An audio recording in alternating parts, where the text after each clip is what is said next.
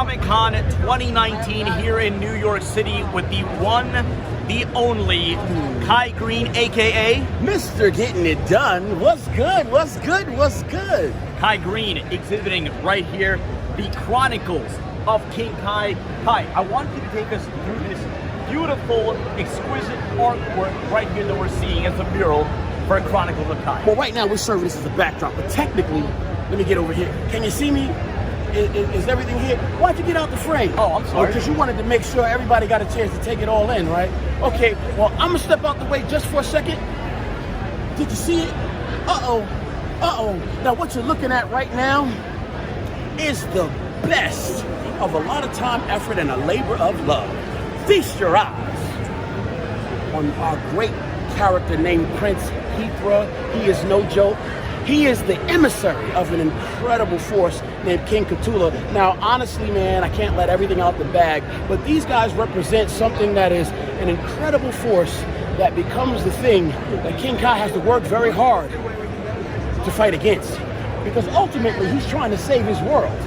King Kai is the character that is very near and dear to my heart.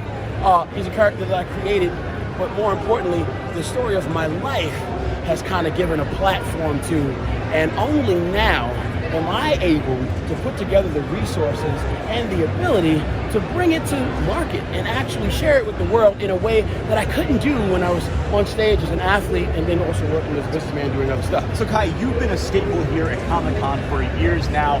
Talk to us about the origins, the roots, the motivation behind Kai Greene, the artist, the actor, and everything that you worked on to get to this point where you're now exhibiting, which is a big deal, by the way. It's a 4-year wait list to be exhibiting here at Comic-Con New York. Yeah, we've been working for a minute to try to get at least to this point, and I'm very, very happy to say that it's now that we're actually experiencing some tremendous breakthrough, and I know that should this continue, we're actually going to experience something that's even larger when we talk about developing yourself in the way of success that you dream to become.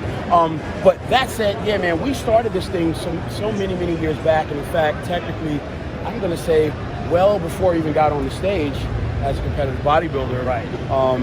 You know, the idea of working with the creative mind and recognizing the creative mind is certainly, the artistic mind is something that's been a part of me, and I can find everywhere I choose to look from as far back as I can remember. I mean, I started drawing before I learned my ABCs. So, you know, this is, artistic expression has been something that's been very real and very much a part of everything that I've experienced in making this thing called life happen since the beginning of my awareness of myself. So recently, of course, we were on Stranger Things 2nd season, and so many people, obviously we look around the crowd here at Comic-Con, you look at the success of Stranger Things in season 2 and the role that you played, the specific role.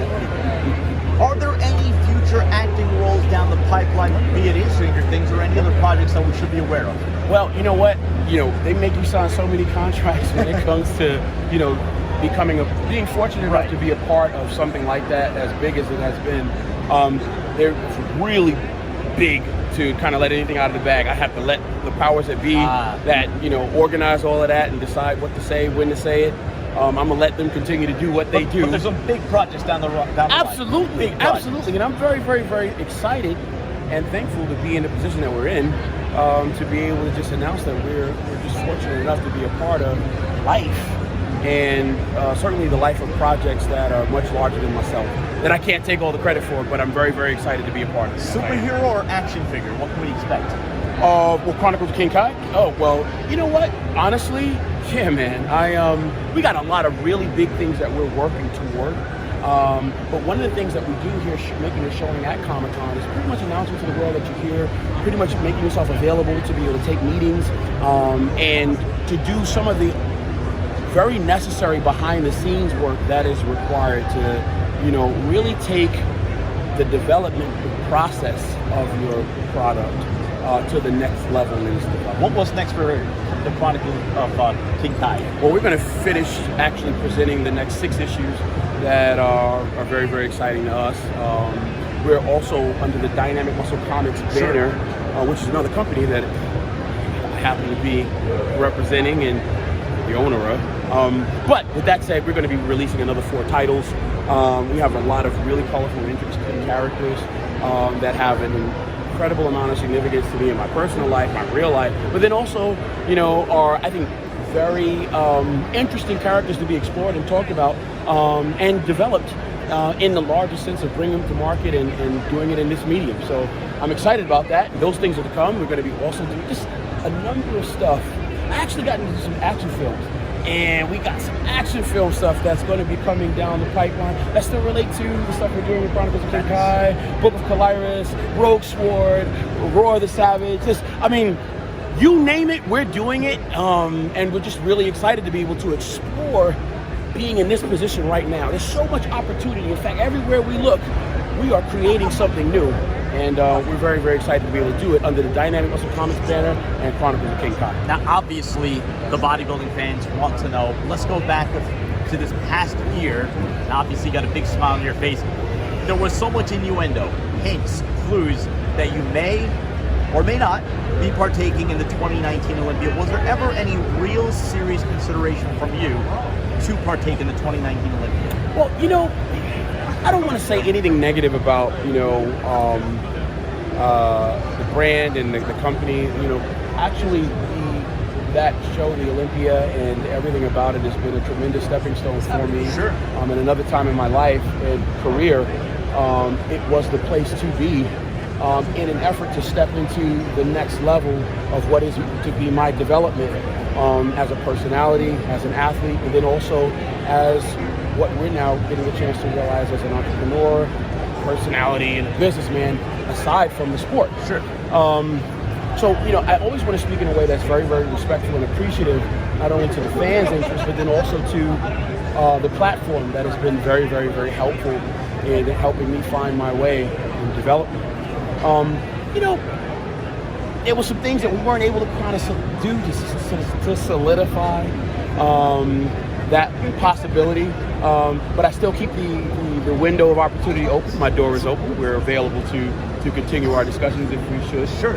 You had that meeting with AMI, much publicized meeting with AMI. It was after that point that obviously the speculation began. Is Kai Greene going to be the 2019 Olympian? If you could speak to what I guess was the final nail for you to not do the show, what would it be? Well,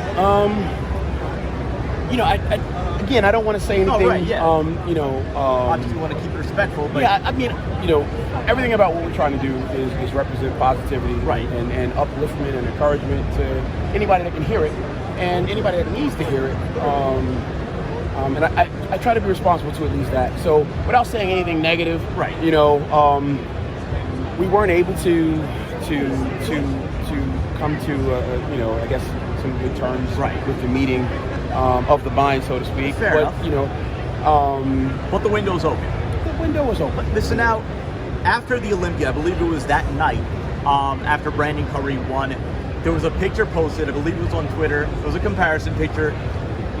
Some may say it was you trolling Brandon Curry. Now, yesterday, Dorian Yates came out and said he had expressed dissatisfaction with the lineup with Brandon Curry as the current Mr. Olympia. Your thoughts on Brandon Curry winning the Olympia, and then your thoughts on the general Olympia field in 2019? Okay. So my thoughts on the Olympia, honestly, shout out to Brandon Curry. Brandon Curry is he's paid a lot of dues. He's been around for some time, and the truth is, though a lot of fans may just be discovering him right now, the truth is he's really been at this for quite some time. And I think within the last 4 years, it's been really interesting to see him, really get things together. He's been able to rev up, his preparation and his investment, I think, in, the development of his athlete on stage in ways that we only wish he would have done many, many years ago. Now, truth is, he has an amazing story to tell. But right now, he is a great representative of the sport. He's going to be a tremendous ambassador and a wonderful asset, I think, for the bodybuilder community at large as Mr. Olympia, and that's not to say anything negative about anybody else, right?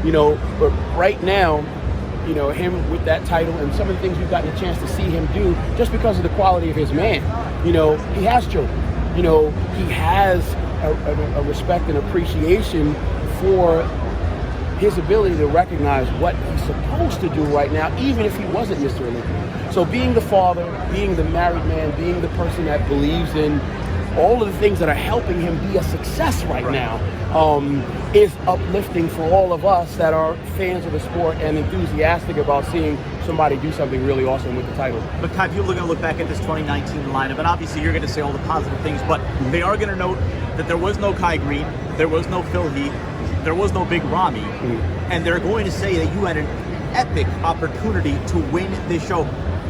When you look back at this 2019 Olympia, be it now or some years down the road, is there going to be a sense of regret that maybe this was your best chance at coming away with that standout? See, here's the thing. I don't think that, there's a section, there's a statement that says, you made your bed and now you have to lie in it, or the idea that, opportunity only knocks once. I think if you believe that you have to wait for someone to create an opportunity for you, then you do yourself a disservice. I think that it is the man or woman that believes enough in doing the thing that means enough to them to do the work, that as a result of doing the work, they end up creating the opportunity. And I think when opportunity is a product of development, of work. So no regrets. Well, it's not anything to regret. Right. You know what I mean? I think that you do the work based on expecting a specific and desired end result, and as a result of doing that, hey man, your work is not in vain. And I think that we are able to achieve the desired end result provided we're able to continue to work. I don't believe that there's an opportunity that was there that I missed out on because that wasn't my opportunity. I make my own opportunity. In fact, I think every athlete that recognizes themselves to be the champion that they know they have to be. In order to be a successful champion, then you have to know that you make your opportunity. I am an opportunity maker because I recognize and assert my right to identify myself as a champion, and understanding that a champion is not determined by genetics or who's in your corner or who isn't. The most important person, anybody that is deciding themselves to be somebody in this life, needs to have in their corner is first themselves. Nobody is going to be able to invest in you worth a damn unless you've already made the commitment to invest in yourself. So I don't believe opportunities are given. Right. I believe that an athlete, when a champion invests in himself, develops himself, and as a result of that development is able to create the opportunities that become. Now, the last time we saw you on a bodybuilding stage was the 2016 Arnold Classic Brazil. That was the run where you won the Arnold Classic in the USA, Australia, then Brazil. Looking ahead, and look, obviously you're here in this world of comics, movies, you're an artist, you're putting it all together. But the bodybuilding fan sees you still so active in the bodybuilding world on social media. Last week, you put that little compilation between you and Phil Heath. You're still having so much fun. You're posting savage training videos. In essence, A, what has kept you off the bodybuilding stage for now 3 years? And then B, 2020, be it the Olympia, be it the Arnold Classic, be it another show, will we see Kai Greene on a bodybuilding stage next year? Well, it's very possible. It's very, very possible. And, like I said, my door is open. I didn't close the door. And I'm really, really excited about, being in this place. And I think that there's responsibility that comes with being in this place. And there was a time when I was just an athlete and I could only choose to look at my day-to-day efforts as only through the eyes of being an athlete. Right. So the thoughts about how to improve my game all day were the things that I thought about all day. But now I'm in another stage of my development, and with that comes more responsibility and the ability to have to look at this thing with a much wider lens. So with that said, I recognize the opportunity, but I also recognize the responsibility. And I think that if I continue to work in the way that allows me to be most responsible, I'll not only be able to satisfy the interest that has inspired a lot of the earlier supporters and fans to come to the table, recognizing that there's something here for them to pay attention to, but then also all of the new supporters and followers that we're able to attract as a result of making our stage, our platform so much larger, and recognizing that we have to be able to do so much more. I want to ask one more question because I know you have this epic long line. You're a bodybuilder. You're a creative artist. You're an actor. You're a philosopher. For the fans watching, how does Kai Greene put that all together and make it work? You know what? All I can say is I'm better at trying to show you than I can tell you. And I think that's the best way to do it. You're an example of something. You know, everything that you do every day represents how you think. You know, I know that my job and responsibility now is to think and entertain the idea of big dreams and have big ideas and to go forward and use the resources that are available to me to develop those big dreams and those big ideas. And I think as a result of doing that, because they're invested in being right, and you create an opportunity to become a platform that will give a lot of people everything in the way of encouragement and serve the larger good. So yeah, man, to be a great athlete is important. To be a good businessman is important. To be a success overall is everything that I've been invested in developing in myself with the use of this opportunity called my life. Ladies and gentlemen, if you're in the bodybuilding world and you haven't gotten a chance to check this out, the Chronicles of King Kai, do yourself a favor. This is stuff that's going to blow your mind. It's stuff from Kai's real life, and there may be some nuggets from the bodybuilding world and journey as well. Kai Greene, Siddique Farooqi from New York Comic Con for RXMuscle.com. Kai, thank you so much for your time.